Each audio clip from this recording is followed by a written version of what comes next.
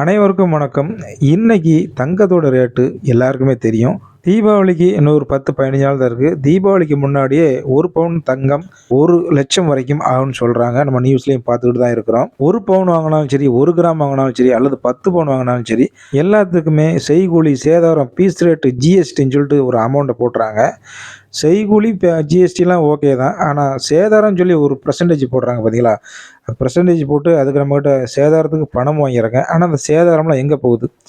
நகை செய்யும்போது சேதாரம் ஆகுது. அந்த சேதாரத்துக்கு தான் நம்மகிட்ட பணம் வாங்குறாங்க. ஆனால் அந்த சேதாரம் மீண்டும் ரீகலெக்ட் பண்ணி அவங்களுக்கு தங்கமாகவே போய் சேர்ந்துருது. ஸோ அவங்க சேதாரத்துக்கு நம்மகிட்ட பணம் வாங்கிறாங்க. அந்த சேதாரம் அவங்களுக்கு ரீகலெக்ட் ஆகி தங்கமாகவும் மாறிடுது. இதை என்னைக்காவது யாராவது யோசிச்சிருக்கோமா? இது எனக்கு மட்டும் இல்லை, நிறைய பேருக்கு இது ஒரு புரியாத புதிராகவே இருக்குது. இதை பற்றி உங்களுக்கு ஏதாவது புரிஞ்சிருந்தா, தெரிஞ்சிருந்தா நம்மளுடைய கமெண்ட் பண்ணுங்கள். நானும் தெரிஞ்சுக்கிறேன்.